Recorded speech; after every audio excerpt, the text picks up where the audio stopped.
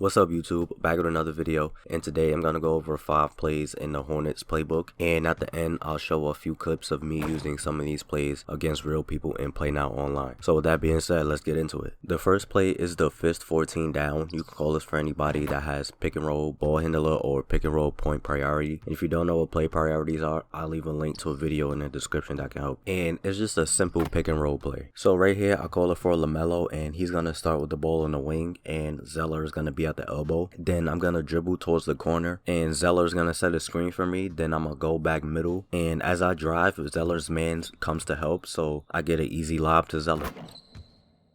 So like I said, this play is pretty simple, but it's still really effective because you have really good spacing, and the spacing reminds me of the 2-man action freelance, which is really good for teams that have their guard and their big man as the 2 best players, because it puts them in a lot of pick and rolls together and everybody else just moves out the way, so they have a lot of space to work with, and this play kind of reminds me of that. The next play is the fist 25 floppy. You can call this for anybody that has pick and roll wing, pick and roll ball handler, or pick and roll point priority, and even though it's a pick and roll play, you can use it to get some threes. So right here I call it for Gordon Hayward, but Rozier would be the one to get the shot in this first option. So LaMelo is gonna have the ball at the top, and Rozier is gonna be on the block. Then he's gonna get a screen from Hayward and another screen from Zeller, come up to the wing and get open for a 3.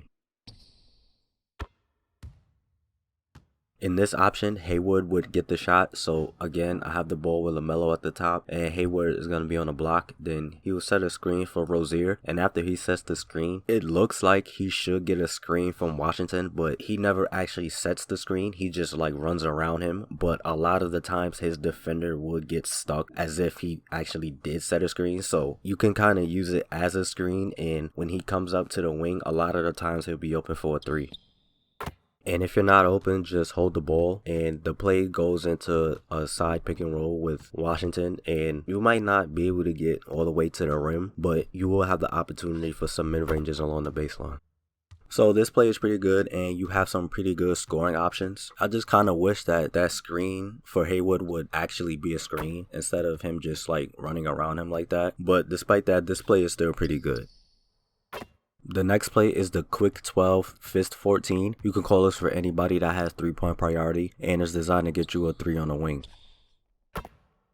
So right here I call it for Hayward, and he's going to start in the corner, and LaMelo is going to have the ball on the wing. Then Washington is going to come up and set a screen for LaMelo, and as that happens, Hayward gets a screen from Rozier, and Zeller comes out to the wing and gets open for a 3.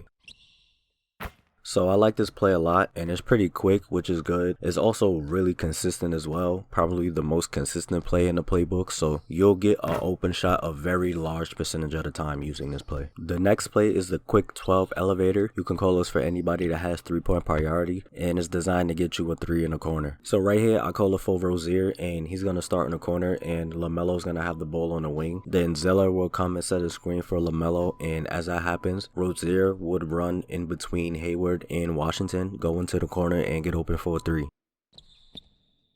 So elevator plays are pretty good and kind of weird at the same time, because there will be times where he will go around the screeners instead of in the middle of them, which isn't necessarily bad though, because I feel like the play works more when he goes around them, because when he goes in between them, the defender doesn't follow him, so you don't get the elevator doors closing effect. The defender usually goes around them, and in this case, when they do that, they can get to the corner pretty easily and contest. But the times when he goes around Hayward, he would usually end up on a wing, and so when that happens, he's usually open more, which is kind of weird, but this play is still pretty good. And the last play is Floppy. You can call this for anybody that has 3-point priority, and you'll have multiple opportunities for 3-point shots. So right here I call it for Gordon Hayward, and he's gonna start on the block, and LaMelo's gonna have the ball on the wing. Then Hayward is gonna run baseline, get a screen from Washington, come out to the wing and get open for a 3. And if you're not open, just hold the ball, and Washington will come set a screen for you, and you might not be able to get all the way to the rim, but you will have mid-range opportunities. In this option, Rozier gets a 3 in the corner, so he's going to start on the foul line, and LaMelo's going to have the ball on the wing. Then Rozier will get a screen from Zeller, go into the corner and get open for a 3. This next option ends up being a wing 3 for Rozier. So again, I have the ball with LaMelo and Rozier is going to be on the foul line. Then Rozier will get a screen from Zeller going to the corner, but I keep the ball with LaMelo, and then Zeller will set another screen for Rozier and he'll come up to the wing and get open for a 3. And the last option ends up being a corner 3 for Hayward. So he's going to start on the block and LaMelo's going to have the ball at the top. Then he'll get a screen from Washington, come out to the wing, but I'm going to keep the ball with LaMelo. Then Washington will set a screen for Hayward again. Then Hayward will go to the corner to get open for a 3.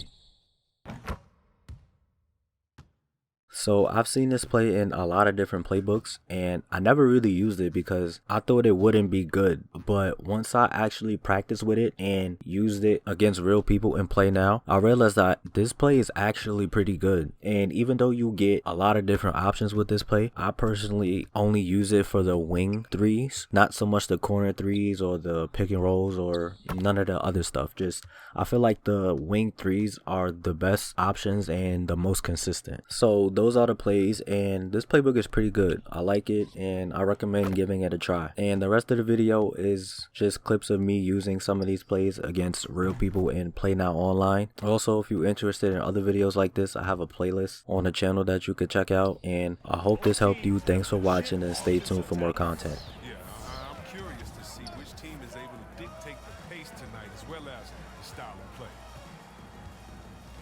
Now here's ball. What is he doing? He's confusing me. As well. Now, that's what coaches are paid to do, right? I mean, curious to see what they go with here. Now here's ball. Good shot. Go in. Let's get it. And Hayward hits from deep. Looking around. Ball with it. Hayward on the wing. Fires from deep. Oh, good shot, Hayward. Big whites, big whites. First bucket of the game. He's 1 for 2.